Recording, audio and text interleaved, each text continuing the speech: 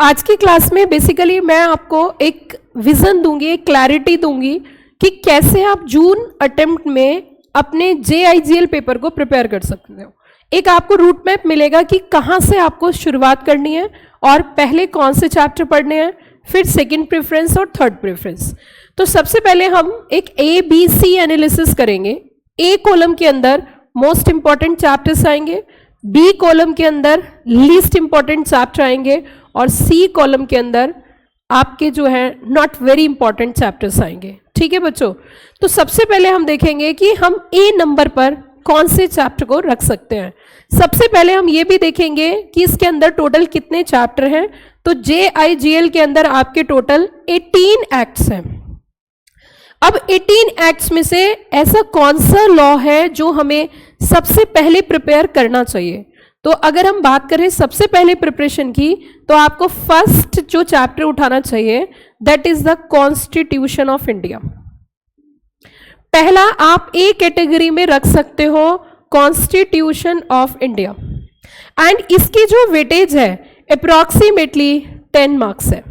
ये लगभग 10 नंबर का रहेगा। जब आप जून के लिए तैयारी करो, अपनी प्रिपरेशन करो, तो आपकी first preference constitution of India होना चाहिए, जिसकी वेटेज मैंने कितना बताया, that is to be 10 marks. अब हम थोड़ा सा धीरे धीरे आगे चलेंगे और नेक्स्ट चैप्टर्स की ओर बढ़ेंगे।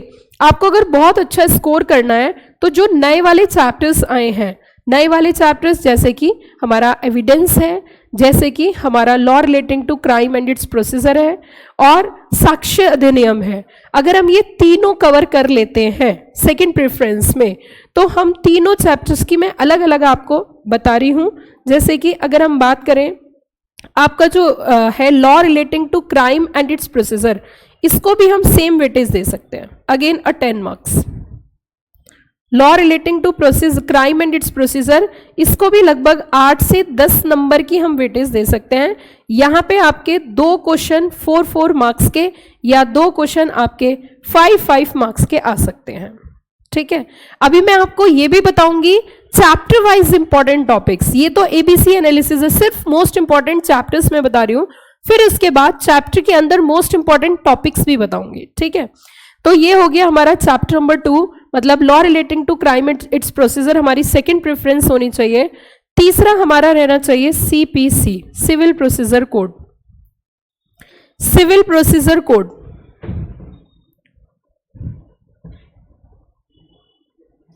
ये भी लगभग हमारा 10 मार्क्स का ही रहेगा,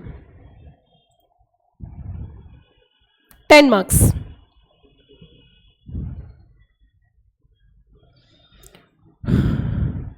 उसके बाद अगला चैप्टर हमारा होना चाहिए source of law. Source of law next chapter हमारा है बच्चों सोर्स ऑफ लॉ, जो कि आपकी बुक का फर्स्ट चैप्टर होगा। तो ये जो सोर्स ऑफ लॉ है, इसकी वेटेज की अगर हम बात करें तो ये भी आपका लगभग 8 मार्क्स का आ जाता है, 8 मार्क्स। तो आपको ABC एनालिसिस में आप अगर देखो 8 मार्क्स का चैप्टर आपका जो है सोर्स ऑफ लॉ भी है। ठीक है, अगला मैं आपको बोलना चाहूंगी नेक्स्ट चैप्टर आप इसमें डाल सकते हो, बहुत छोटा सा है, बहुत ही छोटा सा है और अच्छी वेटेज में है। इंटरप्रिटेशन ऑफ स्टैट्यूट से भी आपके 4 मार्क्स के 2 क्वेश्चन आ सकते हैं। तो इसको भी हम बोल सकते हैं कि ये भी आपका लगभग 8 मार्क्स का होगा।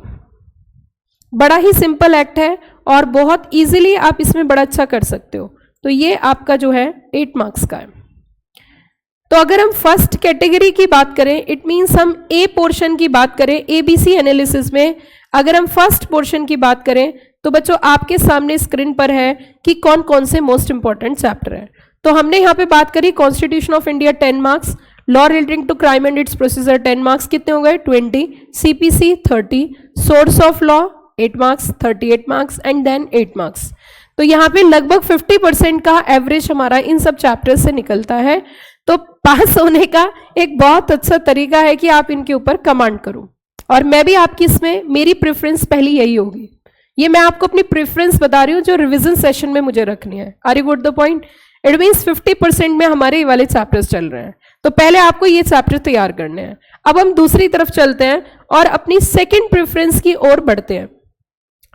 अगर सेकंड प्रेफरेंस में आप चलोगे तो मैं आपको बोलूंगी आप सेकंड प्रेफरेंस रखिए एडमिनिस्ट्रेटिव लॉ, जो कि आपका चैप्टर नंबर 4 है।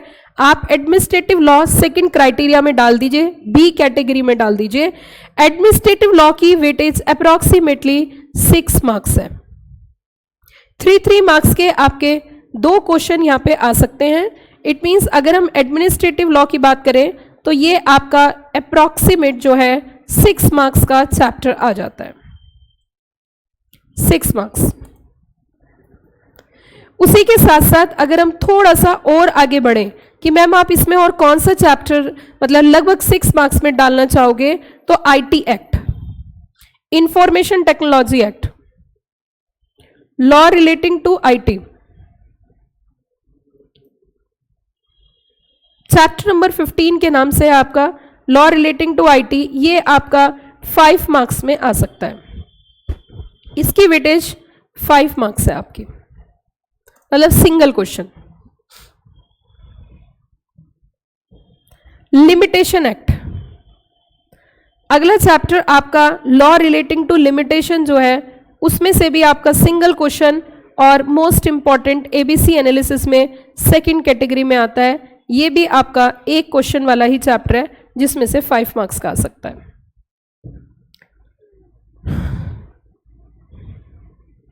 इंडियन स्टैंप लॉ, इसका भी सेम वही रेशो है, ये भी आपके यहां पे 5 मार्क्स का चैप्टर आ सकता है।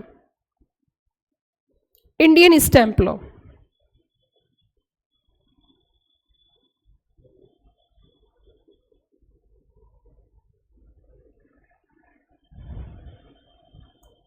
फाइव मार्क्स में आपका ये भी कवर होता है।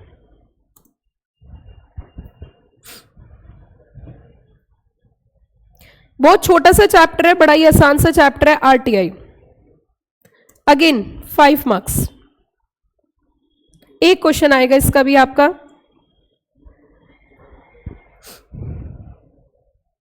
और एक और चैप्टर मैं इसमें डालना चाहूंगी बी कैटेगरी में ही, that is the contract law. और कॉन्ट्रैक्ट लॉ से केस स्टडी आती है, कॉन्ट्रैक्ट एक्ट भी बोल सकते हो, ये भी लगभग 5 मार्क्स में ही कवर होता है।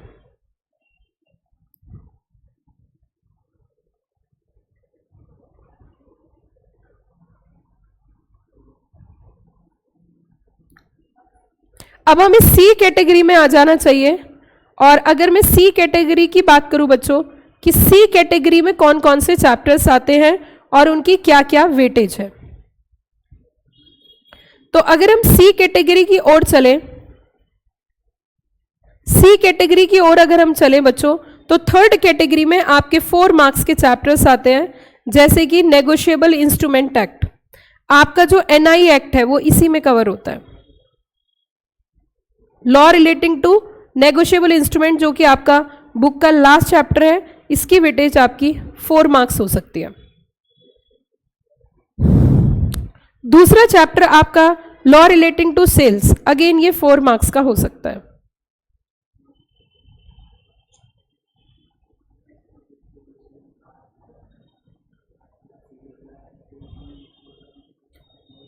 लॉ रिलेटिंग टू रजिस्ट्रेशन,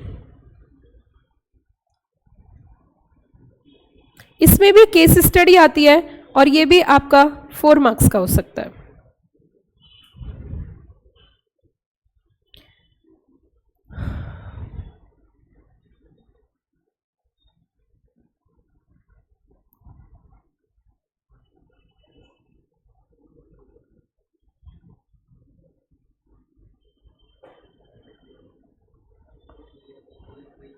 एक चैप्टर है आपका टॉर्ट,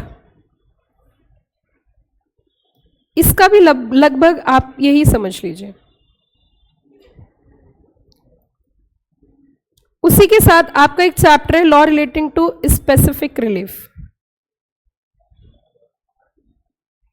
वो भी सी कैटेगरी में आता है।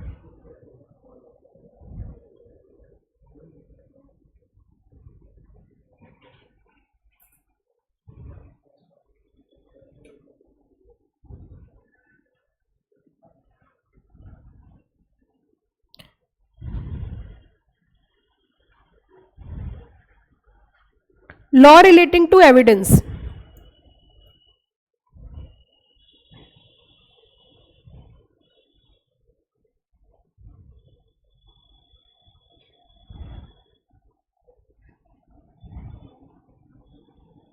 लॉ रिलेटिंग टू एविडेंस, ये भी लगभग आपका 4 मार्क्स का आता है।